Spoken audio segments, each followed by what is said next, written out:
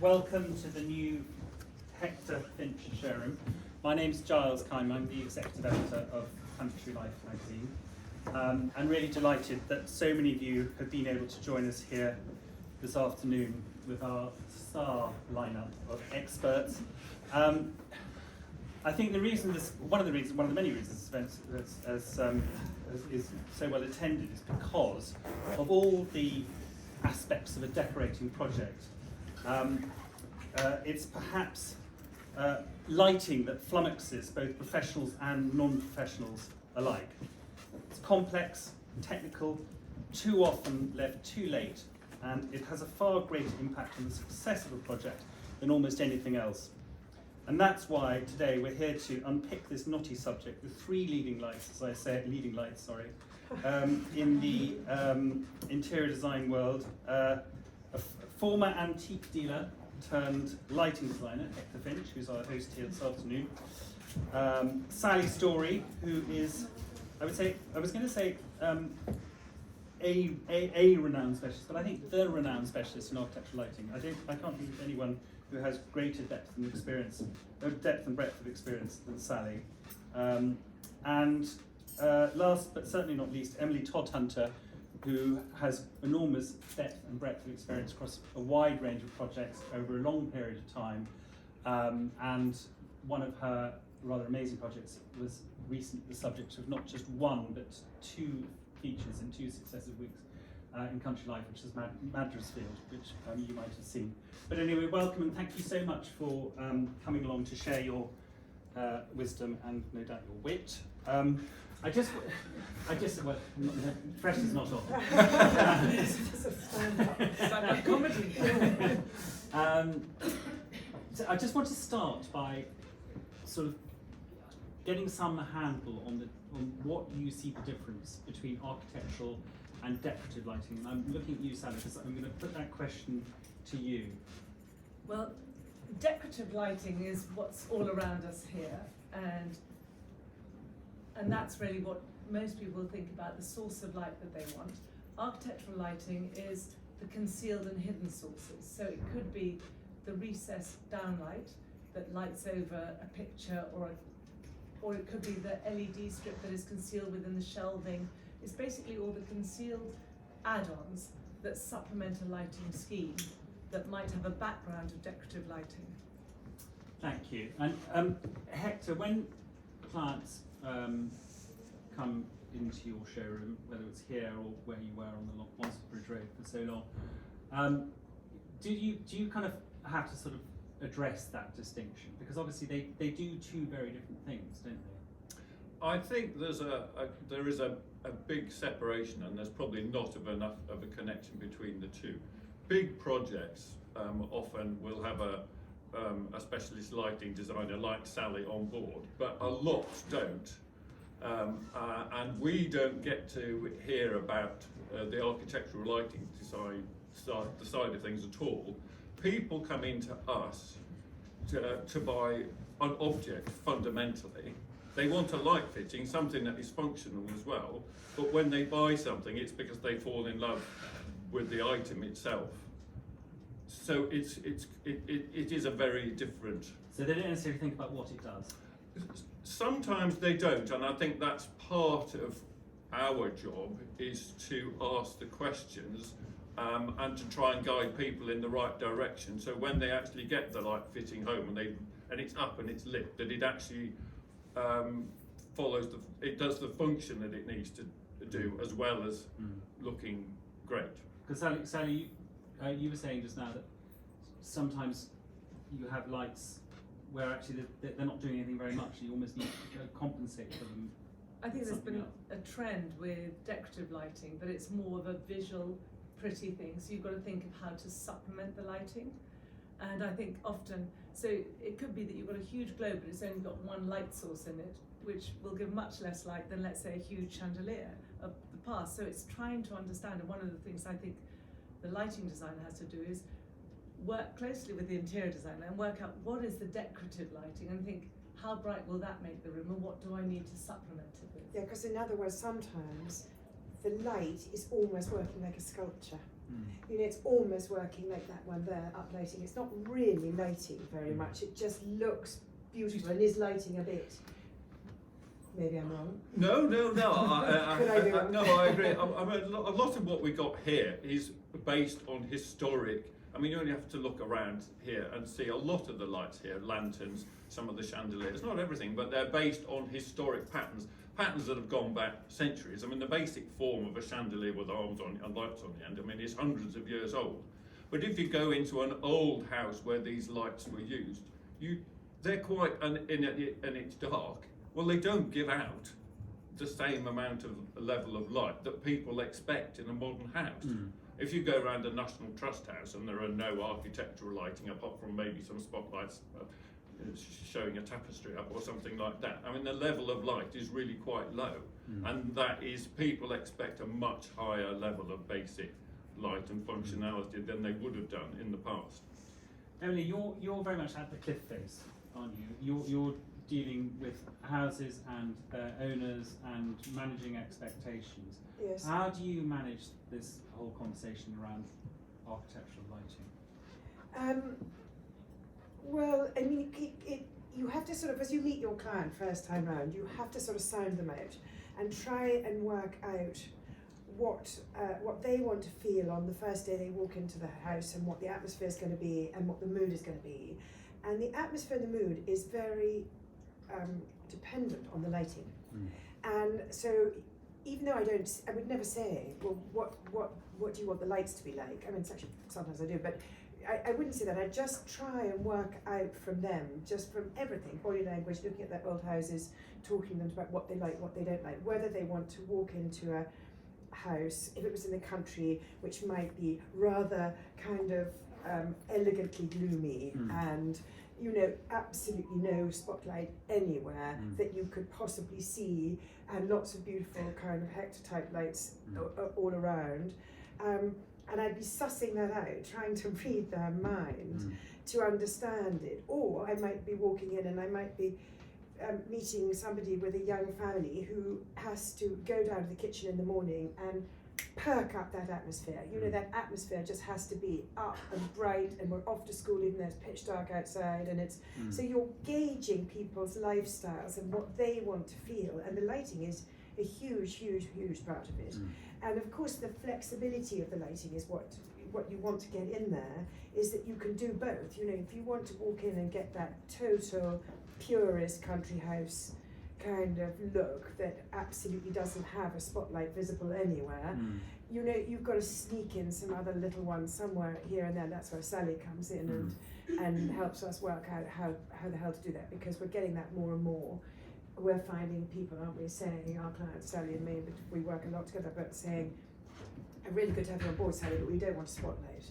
You know what I mean? Do you think there's a perception problem, Sally? Do you think people associate spotlights with sort of maybe like spots that were around 20 years ago and they had bad experiences, and now they're almost going the other direction? I think there's two things. One was, I think that probably in the 90s and 2000s there were too many grids of light, that it was overdone. Instead of being initially, it was a tool to add to the decorative, then it became overdone and everywhere. And then also I think it's, then you got the first lot of LEDs, which meant it was already grey, horrible light, slightly flickering, didn't dim, and that's partly because they weren't very good. And now, if you pay more money, you can get nice LEDs. And then I think it's also just, I mean, knowing when to use it. So with Emily, I'll often be adding wall lights, and I'll say, look, we need more light there. It doesn't have to be a down. It could be another wall light. It could be a little uplight behind, you know, underneath the stairs. It could be another lamp. It could be a reading light by the sofa, so you don't have to have two lamps either side. Or it could be within a chandelier. We could actually incorporate two mini spotlights, which I've done, to light over the dining table. So there's lots of solutions out there. And adding picture lights. I mean, picture lights are back in fashion. Hector, your roots, as I said earlier, are as an antique dealer, and your knowledge of the history of lighting is amazing. What if someone's doing a sort of period country house? Do you think there's a right and a wrong way to light it? I mean, obviously we've got this amazing choice now of architectural and decorative, but what do you think is a sympathetic approach to a country house? Ooh, a sympathetic approach. Well, I mean, I can only say one thing for a start is we're a manufacturer. We make objects, and I was an antique dealer, and I bought and sold many, from carpets to furniture. So I'm an objects person, and the one thing I always say to people when they ask me questions, I say I'm not an interior designer. That's not my role. All I can say is that a lot of it, what we're doing, it comes down to that I try to encourage people is proportions of items. If they've not got an interior designer, people tend to go way too small with things for a start. Obviously, if I've seen pictures of the inside of the house, I'm quite good on my periods of buildings and properties. I've got a good basic understanding of that, so I will always try to lead them in the right direction as far as buying items that would be in keeping with the architectural style of the building. And what about you, Emily? What's your answer to that? So what do you think is a sympathetic? So for example, with Madresfield, what was your approach to the lighting there? I mean, I think like everything in life, it's a balance. Yeah. It's getting that balance right, and between the decorative lighting and the architectural lighting. I mean, I like as Sally said, would hate to walk into an English country house and see too many spotlights on the ceiling. I mean, I veer completely as much as we can away from it. I definitely would hate to see a grid, which is what Sally was saying earlier is an awful. So what Sally's clever at with her lighting is that every light does a job. So it's onto a picture, onto thing, and what you should be noticing is the beautiful room and feeling the beautiful room. You shouldn't be noticing the lights. That's what I think is the trick. And then you have, so I think it's a balancing act, and in terms of a country house, honestly, if the balance would be in favour of the decorative light fittings and the softer light, because it's a country house, because it needs to be warm and so I would do softer shades, lots more. I'm not looking around at shades and I'm not seeing anything exactly what I mean, but something yellowy. That yellowy light, I think, is what you want and what you feel. You don't want really that cold, angular, shady. You want to walk in and just feel peaceful and soft, and it needs, if it is an old house, it needs to have that feeling of old. You want that. It completes the circle, as it were. And I sort of veer away from this sort of slight trend towards trendy patterned lampshades. Lots of. That's quite been something, hasn't it, of the last few years? It certainly has. It doesn't necessarily give off a very nice. I mean, old-fashioned card shade can be great, can just absolutely do the trick much better. So as much as sometimes the light is sculpture, I think lamps have become quite sculptural, and the lampshade has become a sort of feature thing, which isn't always brilliant for actually getting the atmosphere you want. Was that the question? That's perfect. I'm going to come back to shades in a moment, but before that, you highlighted a very good point about lighting being used to not being over sort of prevalent and actually just focusing on specific features. And sometimes in a period house, Sally, can't you use lighting as a device to kind of slightly give a bit of significance to something that might otherwise be overlooked? How does that work? Well, I mean, I'm obviously a lighting designer, like using lighting cleverly. If you've got a country house, I like all the lighting to appear to be from your decorative. But if you've got a fabulous archway, I would want to potentially uplight it to create a bit of interest, like the architecture. I would like the flowers to be lit, so the odd things, or a sculpture to be backlit, but the prevalence would be that it feels like it's a country house and decorative. For example, coming in to see one of the lanterns of Hector Finch over the hall table or something, you want to dim those to be softer, because if you've got bare lamps and things, you want them to be softer and dim. So then I've got to think you've got to have lots of lamps around to give the infill light. And I think what I love in an old house, and is the idea of combining both, but in bits, so that an uplighter to an archway can be very subtly done behind a chair and things. You don't notice it, but it suddenly gives emphasis to it. But you're visually looking at the fact that you've got lamps and a pretty lantern straight ahead. And I've even put, a small spotlight to light the flowers. And one of the things that have been happening recently is because of old houses, sometimes there've been a surface spotlight, not recessed. I sometimes feel if it's directed away from you, that can often seem less obvious than if it's a recessed light. Sally did the lighting at Mansfield. Ah, right. And if you remember in that, I don't know, in the article, there's an amazing arched opening, and in the stone, in the old stone, these two tiny little bronze lights, and you wouldn't notice them, and they catch up, and it looks amazing. And there's a moat, and Sally lit the walls of the old building and got it so that the reflection, the movement of the water, did all these things, which meant that she sort of dangled out of a window to test the lighting. Do you remember that? It was so funny. And But you didn't end up in the moat. No, I didn't. I know. So Only what I did just. was we directed the light Yeah. at the moat, At so the that water. reflected light So would be the clever. ripples up rather than a hard and fast. So when sort you of come in, floodlight. it's just slightly moving. It's When you Brilliant. left architecture for lighting design, did you ever think you'd be sort of suspended over a moat kind of thing? yes, dangling. Half the things I've done. You're up at 6 a.m. still setting up the lights because you've got to get onto a plane. Yeah. So just back to lampshades, because this is an important issue. Sally, what's your view on lampshades? I think lampshades, so if you want light in a room, you want to have like a linen or a lampshade that actually gives diffuse light through it, because that's a flattering light to your face, a bit like either side of the bathroom having light directed towards you.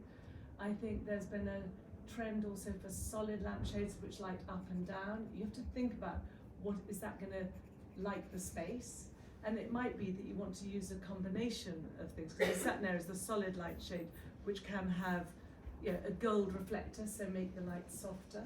I think one of the challenges as well is finding the right lamp or light bulb to use. I think going to your local supermarket and buying one will probably get you the wrong colour, non-dimmable, will flicker and not be very nice. And I think what you need to do is decide on the colour, it's all the technical side of the colour temperature. But it's not just about the colour temperature, colour temperature. So the colour temperature that most people hear about is 2,700, is that familiar? And you're thinking that's the Bible. That I think is quite a good thing for the architectural lighting.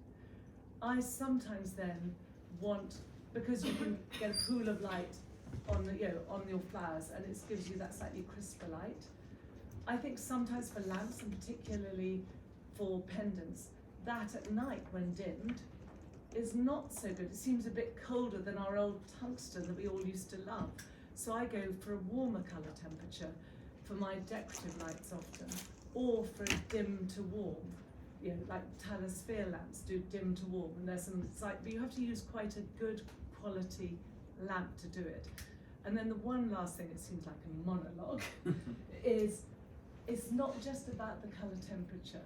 That's where people go wrong, because that's a whole lot to confine that. There's a thing called the colour rendition index, and that tells you on the quality of which the light renders everything you see. So when you go into a room and it feels almost like sucking energy out of you and flat, that means that the colour rendition is probably 70 or 80, and therefore it's going to be above 90, and then you feel it's good. And that's the thing that most people have no idea about. How do you test it? On the box it should say about CRI. Oh, I see. So- Go on, Chip. Oh well, no. I mean, this is all. I mean, I knew all this LED thing would come up. I mean, it's in some respects, it's obviously quite dry and quite dull stuff, but it's really, really important. And I think one of the maybe I'm jumping the gun here. We were going to talk about the conflicts between possible conflicts between people doing decorative lighting and people doing architectural lighting. Well, one of the ones I know that is a conflict, because I've come across it, is that decorative lighting people like myself are we are desperately trying to catch up, but we are way behind the curve on the technical side, because we're objects people fundamentally, and we deal in metalwork and glass and the shapes of things.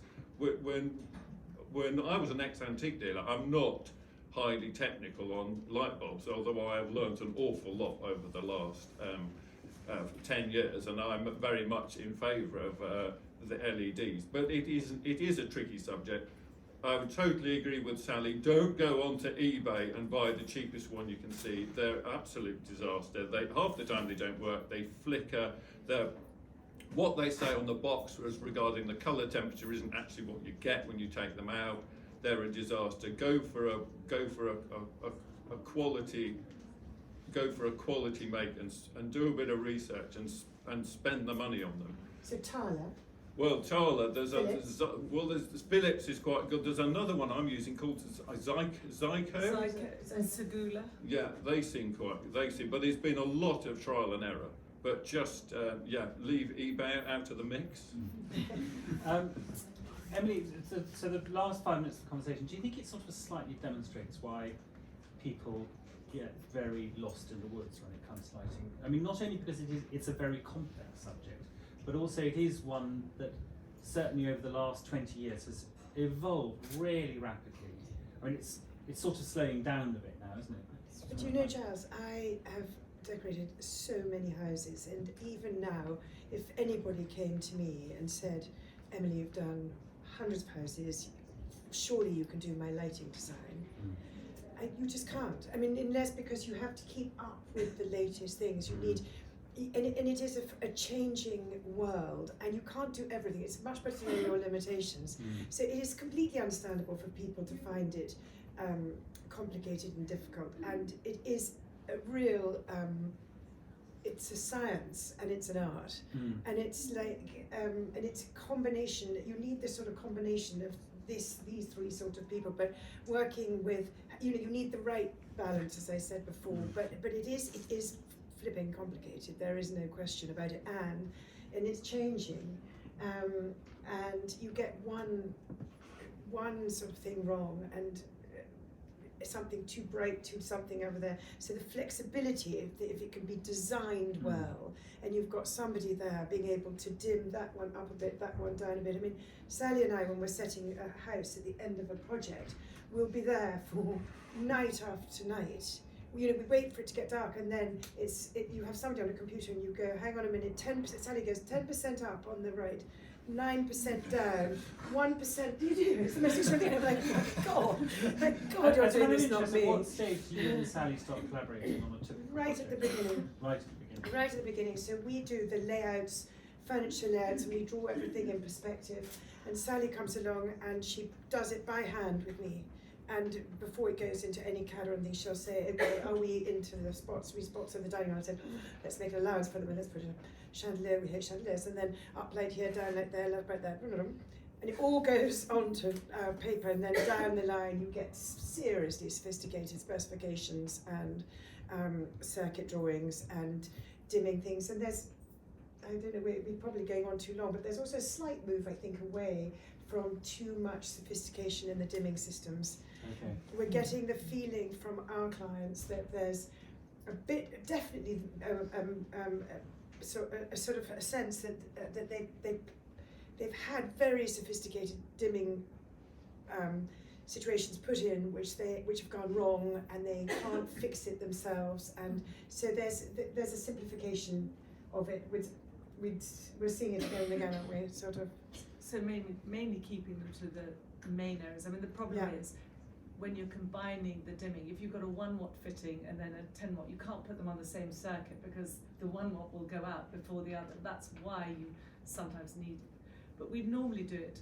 A lot of the time, the bedrooms and bathrooms were being back to basics. We listen, but because it's. But the kitchen, which might be a kitchen, dining room, living room, Yeah. has slightly, you'll end up with 10 knobs to adjust it. Then you want something more in that sort of thing.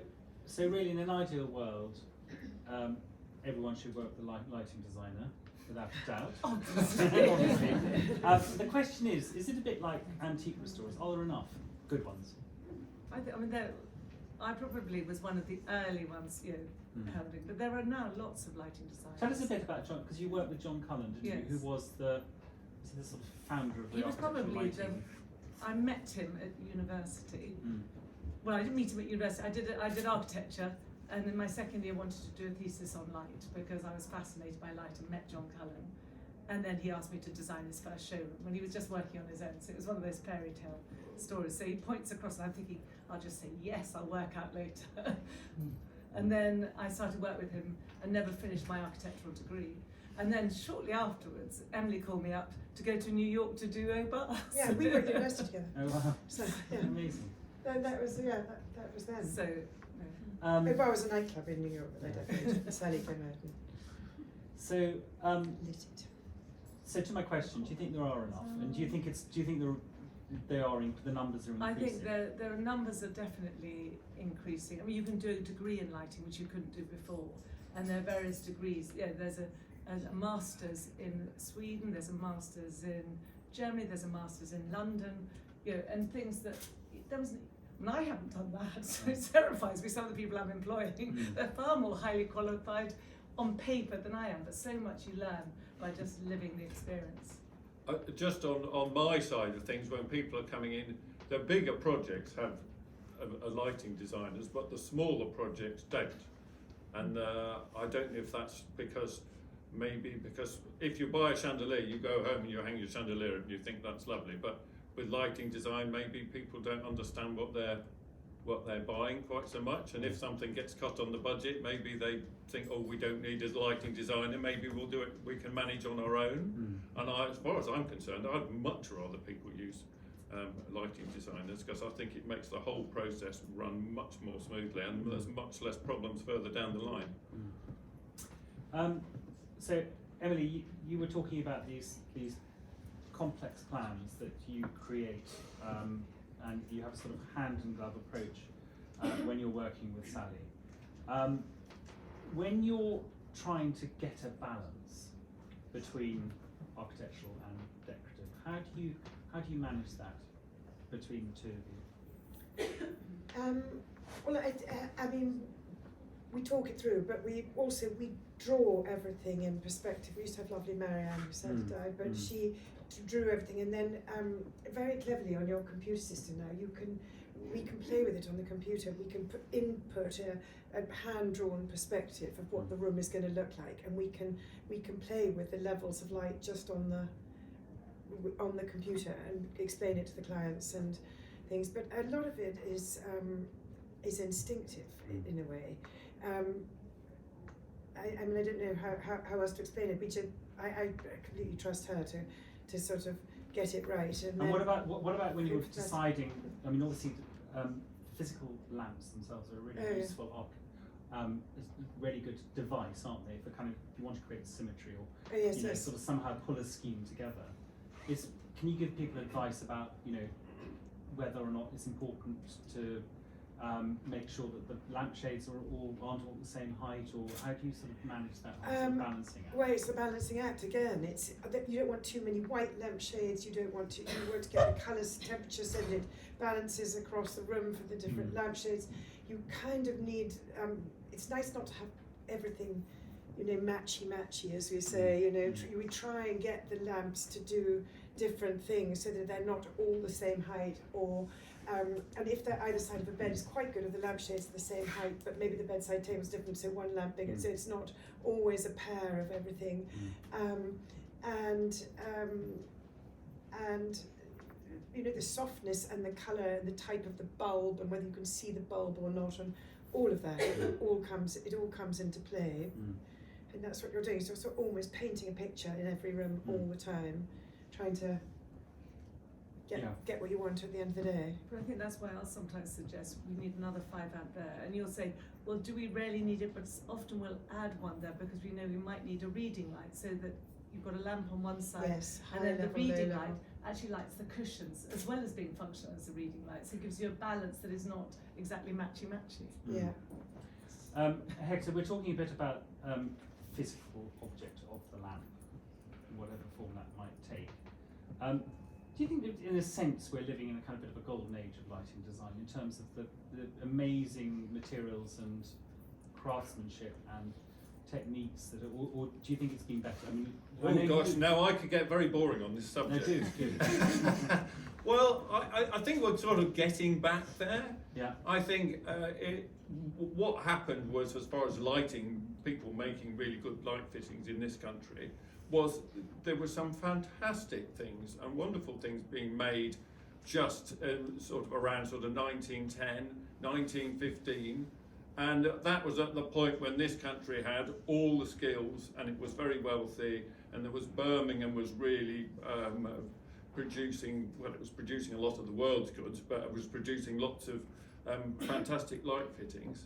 And then what happened was there were 2 world wars. A lot of the people that were the skilled people who were generations, the same people doing certain particular jobs for generations, fantastically skilled people, and they went to war and they never came back.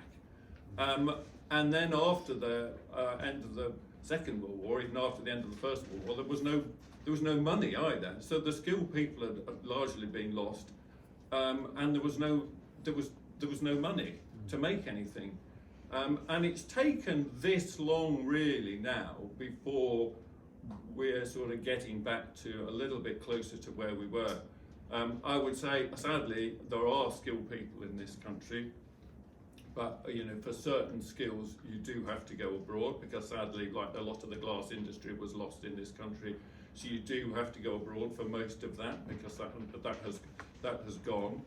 But there are certainly the one thing that has changed. There's lots of big country houses, there's lots of big projects are being done, and there's certainly the finances there to pay for good quality objects, lighting. I mean, that's why one of the reasons this design centre's here and doing so well is because there is the money now to afford to buy something that is really well made. And I think people are really getting to grips with the difference between a mass-made object and a properly made, handmade object.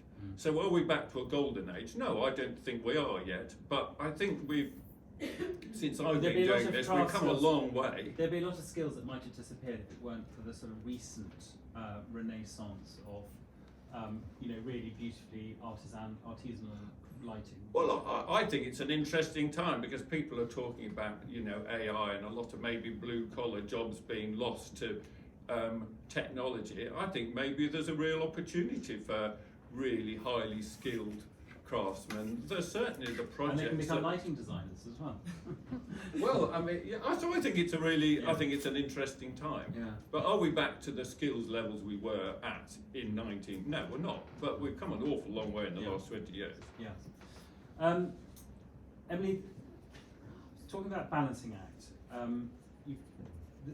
the whole what's out there is there's a massive breadth of style, isn't there? From real classic country house reproduction, all the way through to very contemporary. For a start, how do you decide which route you're going to go?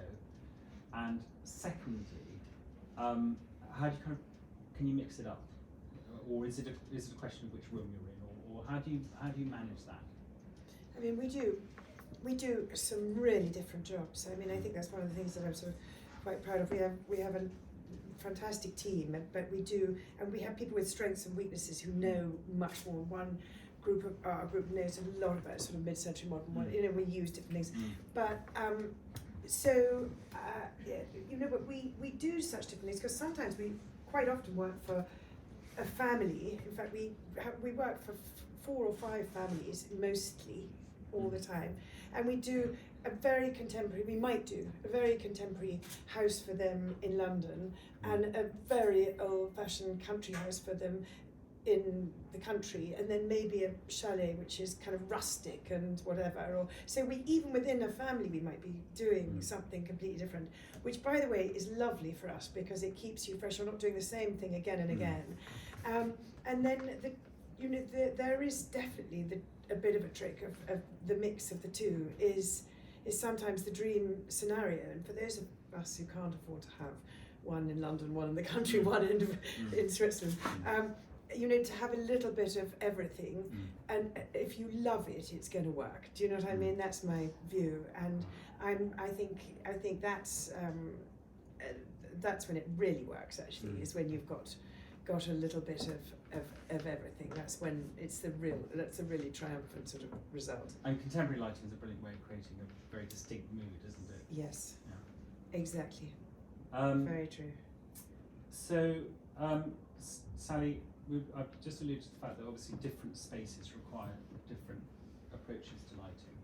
Just talk us through, in a large project, how will what you do sort of change from, because obviously the way that large country house projects are going, very often they might have a few classic areas in the sort of main body of the house, and then they're extended. Swimming pool, games room, yoga studio, etc., etc., party barn.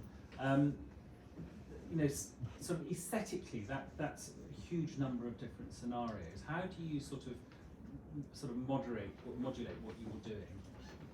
Well, I think it's the lighting relates to the interior. So, in a more contemporary space, you might have more concealed architectural lighting, and you might have more decorative in the more traditional area. But what's important is when you go from one to another, you don't want the space to jar, and in a way that's by choosing the right colour temperature and the right light sources, so that you go into a more modern area, but it still feels, you've got to make sure that the feeling, it doesn't go from grey to white and things. And I'm not sure whether, one thing I was going to say was, it's a bit of a plug on my book, Inspired by Light. But Inspired by Light was actually asked by the RIBA for interior designers and architects so that they could understand lighting.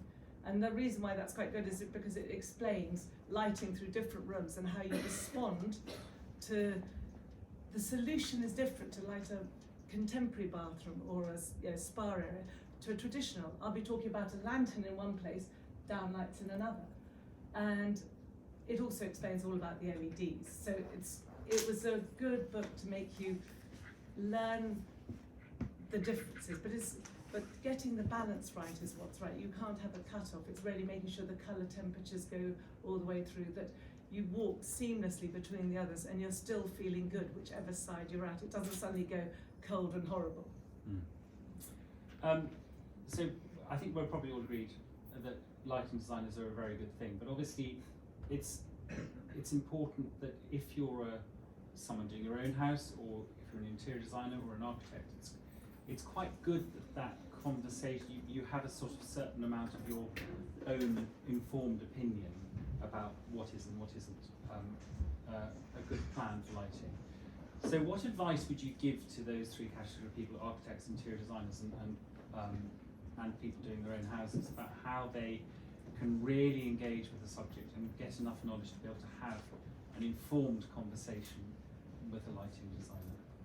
I actually think it's probably the same as for an interior. It's somebody who has lots of visual references is quite useful. That's quite it's a bit like when I'm showing them a portfolio. They like this and they don't like that, and then you work out what they like within it. Is it the warmth of it? What is it? That really helps me narrow down. I can suggest ideas. I say to them, I don't mind if you say you don't like that, because then I've narrowed that out of the way and I can think of another solution. And and so I think the important thing is actually having those visual references. I think one of the hardest things with lighting, and probably was the reason we set up the John Pell Lighting Showroom as a demonstration studio, is lighting is an emotional response to how you feel in a space, and looking just at pictures is hard, so you have to take quite a lot on trust unless you're in that emotional space. And so having mood images really does help, but actually feeling it, and that's why we set up the studio, was so people would say, oh, I don't like that effect at all, oh, that colour, oh, I much prefer that. If you're showing them the difference for shelf lighting between 2.7 and 2.4, you immediately say, well, I like that and I don't like that, but it's quite hard otherwise to tell the difference. Emily, with people coming to work in your practice, Yes. so who might have been to the KLC and Inchboard, etc., Yeah. etc. How much is it part of interior design courses, do you think? Are people being taught about lighting at that stage? I don't really know, to be honest. I think they definitely do know. I mean, I think they get quite a bit of instruction. Sally, do you ever talk? Yeah, I mean, yes, our KLC will often bring the Yeah. whole lot to the John To Cunter the studio just to studio. see I what think it it's does, an and they have interest. lectures. I think definitely they do, and for sure when we're doing a thing, some of them will pop in from, even if they're working on other projects, just to see how we're doing it and watch the thought process.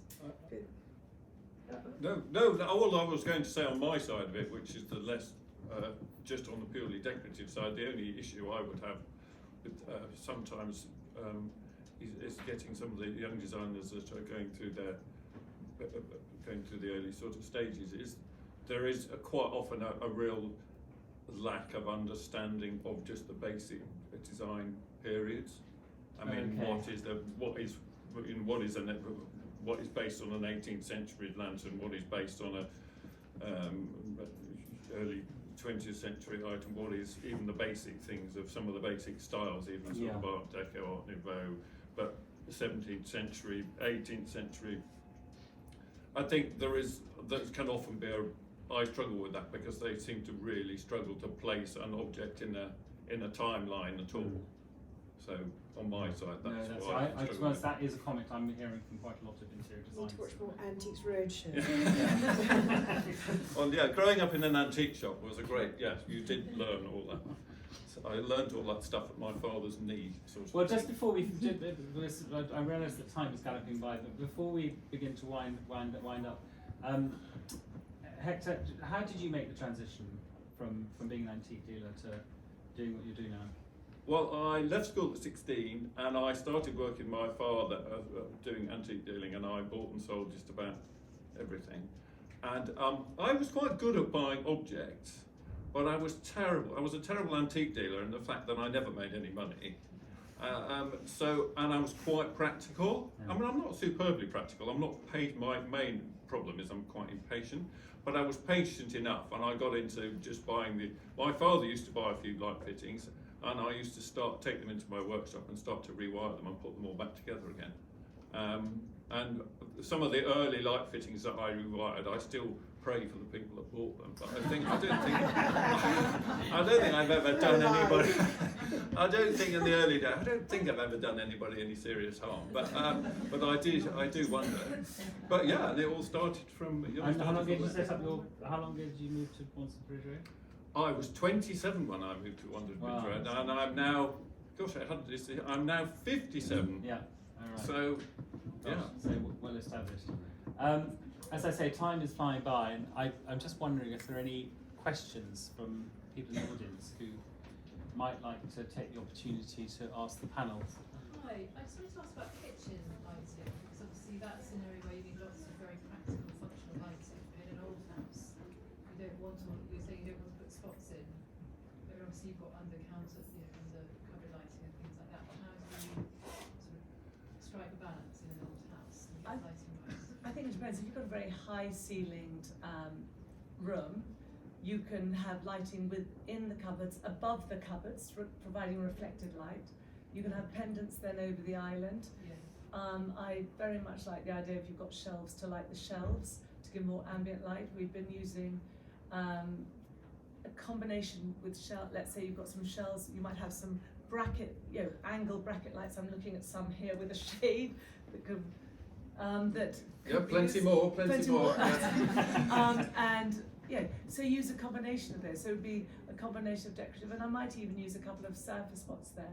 Or if it's a low beamed ceiling, you might have a few spotlights mounted on the sides of beams, to reflect light off the front of the cabinets, and then you've got the task lights. So it's quite difficult to be precise because so much depends on the height of the ceiling. The height Also, of you expect a bit of spotlight in a kitchen. Yes. It doesn't Except if it's matter very so high, much yes. in a kitchen or a bathroom, I think, as it does in a drawing room which has got wonderful plasterwork or maybe nothing. But I think if you've got As far as I'm concerned, I mean, we do lots of over for kitchen counters, and I think often people aren't thinking, they look again at the object. So we've got like a clear glass globe, and people will saying, well, should I buy this clear glass globe, or should I buy some sort of glass or metal shade that reflects light down onto the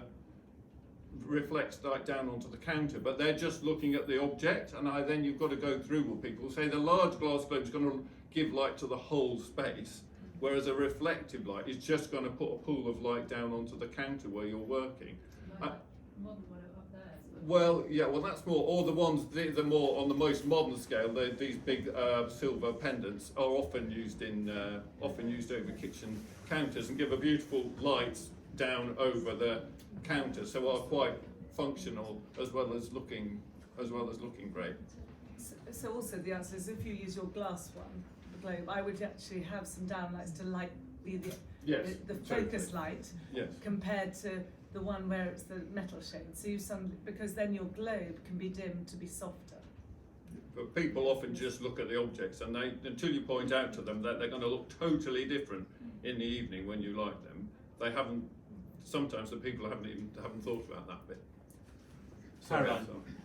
Yes, so if you have a pendant over an island in the kitchen, over a hob, for example, do you need a bathroom rated?